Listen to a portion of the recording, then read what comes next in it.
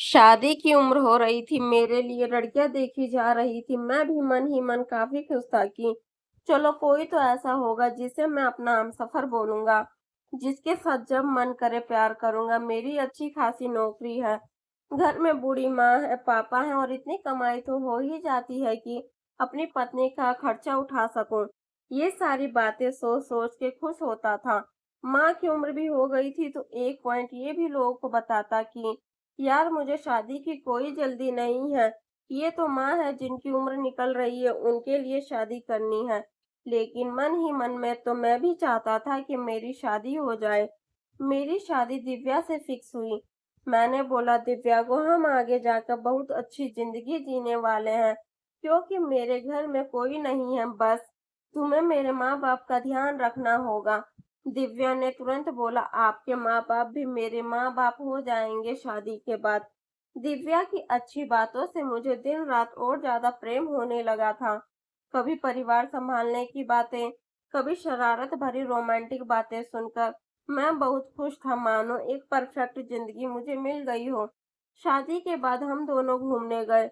सब कुछ बहुत अच्छा था, ना जाने क्यों इस पल हम दोनों को ऐसा लगता था कि बस हम एक दूसरे से लिपटे रहें। अब जिनकी शादी हुई होगी वो समझ पा रहे होंगे कि मैं क्या बोलना चाहता हूँ। घूमने के बाद जब घर आया तो ज्यादातर समय ऑफिस के लिए ही होता था। छुट्टी में जब कभी मम्मी पापा बाहर जाते तो दिव्या मैडम मूड में रहती थी। कब क्या कहाँ कैसे कुछ हो जाता था पता नहीं चलता था। मुझे अब लगने लगा था एक ऐसी पत्नी मिली है जो घर की जरूरतों को समझती है, साथ में मेरी शारीरिक जरूरतों का भी ध्यान रखती है। संबंध बनाने के लिए खुद ही पहल करती है और यदि कभी मैं कह भी दूं तो मना नहीं करती, बल्कि पूरा साथ देती है। अब जिंदगी में इससे अच्छा क्या होगा। फालतू में मेरे दोस्त बोलते थे कि शादी मत करो, लाइफ खराब हो जाती है। हमारी शादी को 2 महीने हुए थे। दिव्या ने बोला अजीब मुझे साड़ी में दिक्कत होती है, क्या मैं घर पर सूट पहन सकती हूँ। मैंने तुरंत बोला हाँ क्यों नहीं पहन सकती हो, चलो अभी दिलाता हूँ। हम दोनों बाजार से घर आते हैं, मम्मी ने उसके हाथ में सूट देखा, कुछ बोली नहीं। अगली सुबह जब वो नहाकर सूट पहनकर निकली तो मम्मी ने बोला कि तुमने सूट क्यों पहन लिया। हमारे यहाँ शादी के 6 महीने तक नई बहू को सिर्फ साड़ी पहननी होती है। रोज कोई ना कोई देखने आता है, सबके सामने सूट पहनकर जाओगी, अच्छा नहीं लगेगा और बार बार दिन भर कपड़ा बदलो, ये भी अच्छा नहीं है। इस पर दिव्या ने माँ को सॉरी बोला और बोली मैंने तो इनसे पूछ के लिया था। तभी माँ बोलती है कि ये कौन होता है ये सब डिसाइड करने वाला। अभी मैं हूँ तो मैं करूँगी, जब मैं मर जाऊँ तो जैसे मन वैसे रहना। इसे सुनने के बाद आज मुझे पहली बार घर में अपनी औकात का पता चला। मासूमियत से दिव्या मेरी तरफ देख रही थी, शायद ये बताना चाहती थी कि मेरी वजह से डांट पड़ गई उसे।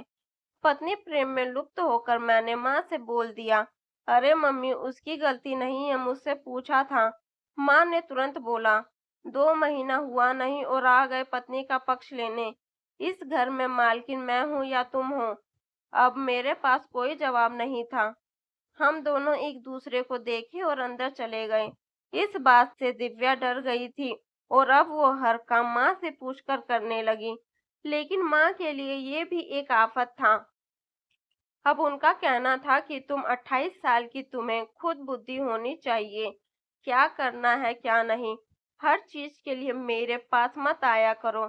लेकिन अब इस बार दिव्या भी चिढ़ गई, पर माँ ने कुछ बोला नहीं।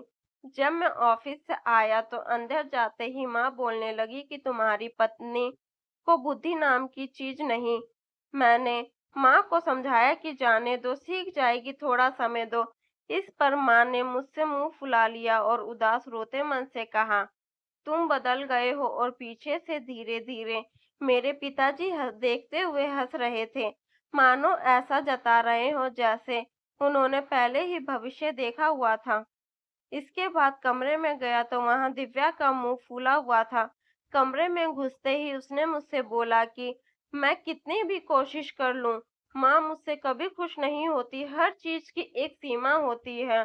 और ये सारी बातें सीमा से भी ऊपर हैं। मैंने उसे पकड़ा और बोला, घबराओ मत, थोड़ा समय लगेगा माँ को संभलने में, क्योंकि तुम्हारे अलावा उनका कोई और नहीं है। वह तुम्हें अपना मानती हैं, इसीलिए तुमसे ऐसी बातें करती हैं। चलो चल के नीचे खाना खाते हैं, बहुत तेज भूख लगी है। ऐसा बोलकर हम नीचे आते हैं और मैं मन में ही सोचता हूँ, दिव्या को तो मैं धीरे से किसी भी तरह से मना लूंगा। एक रात की बात है, एक बार जहां लिपट के सोया, सब कुछ सुबह ठीक हो जाएगा। माँ के लिए कुछ सोचना पड़ेगा। नीचे खाना खाने के बाद मैं और दिव्या अपने कमरे में जाते हैं। दिव्या अभी भी थोड़ी नाराज लग रही थी। मैंने उसे बोला, क्यों माँ की बात का इतना बुरा मानती हो? उसने तुरंत मुझसे बोला, मेरी कोई गलती भी नहीं होती और हर चीज के लिए मुझे दोषी ठहरा दिया जाता है। मैं कुछ अच्छा भी करने जाती हूँ तो उसमें भी मेरी बुराई निकल जाती है। मैंने उसे जोर से गले लगाया और बोला, ऐसा कुछ नहीं है और समय के साथ सारी चीज ठीक हो जाएगी। और अब बारी थी कुछ करने की, लेकिन उसने मुझे अपने से दूर कर दिया और बोला, मेरा मन नहीं है। अब जो मुझे लगता था कि एक रात लिपट के सोने से अगली सुबह सब कुछ ठीक हो जाएगा, ये बातें झूठी समझ आने लगी। धीरे धीरे हर छोटी छोटी चीज पर घर में लड़ाई झगड़ा होने लगे। माँ को दिव्या की कुछ चीज नहीं पसंद आई और दिव्या को माँ की कुछ चीज पसंद नहीं आई। दिव्या का कहना था कि घर उसका भी है और हर छोटी चीज के लिए परमिशन लेना उसे ठीक नहीं लगता। उधर माँ का कहना था कि इस गृहस्थी को मैंने बसाया है और इसलिए अभी भी इसकी मालकिन मैं ही हूँ। तुम्हें जो भी पूछना है मुझसे पूछ कर करो। दोनों अपनी बात पर बिल्कुल सही थे। एक तरफ दिव्या, जिसके साथ मुझे पूरी जिंदगी बितानी थी, दूसरी तरफ मेरी माँ, जिसने इस गृहस्थी को संभाला था, मुझे पाल पोस कर बड़ा किया था। लेकिन इन दोनों की लड़ाई का असर सीधा सीधा मेरे ऊपर दिख रहा था और मैं पिसता जा रहा था। धीरे धीरे बात कहीं ज्यादा बढ़ने लगी और घर में प्रतिदिन लड़ाई झगड़े की नौबत आ गई। अब मुझे भी लगने लगा कि जो मेरे दोस्त बोलते थे कि शादी करने से बहुत ज्यादा खुशी नहीं मिलती, बल्कि लाइफ में टेंशन आता है, वो क्यों बोलते थे। इसी तरह एक दिन अत्यधिक बात बढ़ने पर मैं रात को दोनों लोगों के कमरे में गया। सबसे पहले मैं माँ के कमरे में गया और माँ को समझाया कि देखो माँ, तुम दोनों के झगड़े की वजह से मेरा करियर खराब हो रहा है और मैं ठीक से रह नहीं पाता। मैं तुम्हें छोड़ नहीं सकता और ना मैं दिव्या को छोड़ सकता हूँ। तो इसीलिए थोड़ी नरम होकर रहा करो। जो चीज जैसे चल रही है चलने दो। इस बार मैं थोड़ा कठोर था। माँ से तुरंत बोलने के बाद मैं अपनी पत्नी के कमरे में गया। मैं यही बात उससे भी कही कि देखो, माँ की उम्र हो चुकी है, यदि तुम ये समझ रही हो कि माँ अपने आप को बदल सकती है तो ये होना मुमकिन नहीं है। बदलना तुम्हें खुद को होगा, जिसमें मैं तुम्हारा पूरा साथ दूंगा। मैं ना तुम्हें छोड़ सकता हूँ क्योंकि तुम मेरा भविष्य हो, और ना मैं अपनी माँ को छोड़ सकता हूँ क्योंकि उन्होंने मुझे पाल पोस कर इस लायक बनाया है। तो कोई बीच का रास्ता निकालो और घर में शांति से रहो। ये बात होने की कुछ दिन बाद तक तो चीज ठीक थी, लेकिन धीरे धीरे चीज इस स्थिति में आने लगी। जब भी मैं ऑफिस से घर आता तो घर में घुसते ही माँ दिव्या की बुराई करती और अपने कमरे में घुसते ही दिव्या माँ की बुराई करती। मुझे समझ में नहीं आता था कि मैं किस जंजाल में फंस गया हूँ। दिव्या का पक्ष लेता तो माँ बुरा मान जाती, माँ का पक्ष लेता तो दिव्या बुरा मान जाती। और ये दोनों वही औरतें हैं जिनसे इस दुनिया में मैं सबसे ज्यादा प्रेम करता हूँ। एक समय में स्थिति ऐसी आ गई कि मुझे घर पर आने का मन करता तो मुझे लगता कि जितना ज्यादा समय घर से बाहर रहूं उतना अच्छा है, क्योंकि 2 बार समझाने के बाद भी मेरी माँ और मेरी पत्नी के बीच विवाद नहीं सुलझ रहा था। इसी दौरान मैं अपने पापा के साथ उनके पेंशन के काम के लिए ऑफिस जाता हूँ और मेरे पापा मुझसे पूछते हैं कि इतना परेशान क्यों रहते हो। मैंने उन्हें बताया कि पापा, ये दिक्कत है, तो पापा ने बोला कि ये तो दुनिया की रीत है, हर मर्द को इससे गुजरना पड़ता है। आज तुम परेशान हो, लेकिन ये चीज़ कभी खत्म नहीं होगी, तो तुम्हें इसी के साथ जीने की आदत डालनी होगी। जब मेरी शादी हुई थी तो मैंने भी ये चीज़ झेली है। जब मेरे पिताजी की शादी हुई थी तो उन्होंने भी झेली है। तुम्हारे नाना की शादी हुई थी तो उन्होंने भी झेली है। तो अब तुम्हारी बारी है, लेकिन मैं तुम्हें तरीका बताता हूँ जिससे हो सकता है चीज काफी हद तक सुधर जाए। पापा ने मुझे एक तरीका बताया।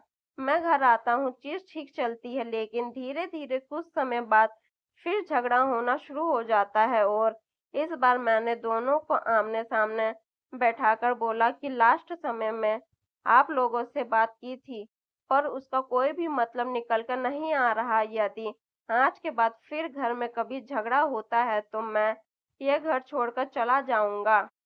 मैं कहीं बाहर रहूंगा और हर महीने की सैलरी आधी माँ को और आधी दिव्या को दे दिया करूंगा। इस बात का दोनों के ऊपर कोई फर्क नहीं पड़ रहा था। हफ्ता बीतता है और घर में फिर झगड़ा होता है। इस बार समय था एक्शन लेने का। मैंने झगड़ा होते हुए देखा, पर मैंने इस बार कुछ भी बोला नहीं। मैं ऑफिस जाता हूँ और इस बार देर रात तक ऑफिस में ही रुकता हूँ। जब दिव्या मुझे फ़ोन करती है कि आप कहाँ हैं, तो मैंने उससे बोला मुझे नहीं पता मैं कहाँ हूँ। कुछ देर बाद माँ का फ़ोन आता है और माँ भी मुझसे यही पूछती है कि तुम कहाँ हो? इतना देर क्यों हो रहा है? मैंने माँ को भी बोल दिया कि मैं कहाँ हूँ मुझे भी नहीं पता। इस दौरान मैं अपने एक अविवाहित दोस्त के घर पर रुका हुआ था, जिसके बारे में मेरे घर में किसी को नहीं पता था, सिर्फ मेरे पिता जानते थे। जब दिव्या का फ़ोन आता है या माँ का फ़ोन आता तो मैं उनसे नॉर्मली बात करता और मैं उन्हें ये बोल देता कि कई बार मैंने उन लोगों को समझाया है कि घर में लड़ाई झगड़ा मत करो, जिससे घर की शांति भंग होती है। इस वजह से मैं अब घर छोड़कर बाहर आ गया हूँ और मैं हमेशा के लिए बाहर रहूंगा। जिसे सुनने के बाद मेरी माँ घबरा गई। दिव्या घबरा गई कि आखिर ऐसा क्या हो गया, और ये दोनों मुझे फ़ोन करके समय-समय पर यह एहसास दिलाते कि दोबारा उनसे ये गलती कभी नहीं होगी। मुझे जल्दी से जल्दी घर आ जाना चाहिए। माँ ने तो ये तक बोल दिया कि तू क्या चाहता है, मैं बिना पोते का मुंह देखे मर जाऊं? और दिव्या फोन करके मुझे ये बोलती कि आपकी माँ आपके लिए बहुत परेशान है। मेरे लिए ना सही, कम से कम उनके लिए तो वापस आ जाइए। मुझे ये देखकर बहुत खुशी हो रही थी कि दोनों लोग मेरे चक्कर में एक दूसरे के बारे में सोच रहे थे। फर्क इतना था कि दिव्या खुल के मुझे बोल दे रही थी, पर माँ इशारों में बोल रही थी। एक हफ्ते बाद मैं घर आता हूँ और घर जाकर सबसे पहले देखता हूँ और पिताजी से मिलता हूँ। पापा मुझे बताते हैं कि एक हफ्ते से घर में काफी शांति है और उम्मीद है आगे भी ऐसा झगड़ा नहीं होगा। और यकीन मानिए, उस दिन के बाद से ऐसा झगड़ा दोबारा कभी नहीं हुआ। मेरी माँ मेरी पत्नी के साथ अच्छे से रहती और मेरी पत्नी मेरी माँ के साथ अच्छे से रहती है। आज दिव्या के साथ मुझे पूरे 5 साल हो चुके हैं और हमारा एक बेटा भी है, लेकिन आज हमारे घर में गृह क्लेश नाम की चीज है ही नहीं। और इसका पूरा श्रेय मैं अपने पिता को देना चाहता हूँ, क्योंकि उस दिन जब हम पेंशन का काम करने कचहरी गए थे तो उन्होंने ही मुझे ये आइडिया दिया था कि तुम एक हफ्ते के लिए घर से बाहर भाग जाओ और बोल देना कि अब तुम दोबारा लौट के कभी नहीं आओगे।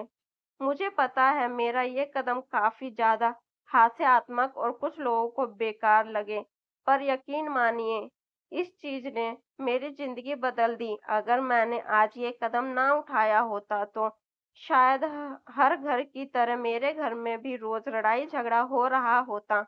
भारत में शादी सिर्फ लड़के और लड़की की नहीं होती, बल्कि लड़की और लड़के की फैमिली की भी होती है। शादी के बाद सिर्फ पत्नी के साथ जी भर के प्रेम करने से खुशी नहीं प्राप्त होती। असली खुशी तब मिलती है जब आपका परिवार भी खुश हो, और परिवार को खुश करने की जिम्मेदारी सिर्फ लड़की की नहीं होती, बल्कि पूरे परिवार की होती है। इसमें आप, मैं, आपकी माँ, आपके पापा और लड़की सभी शामिल होते हैं।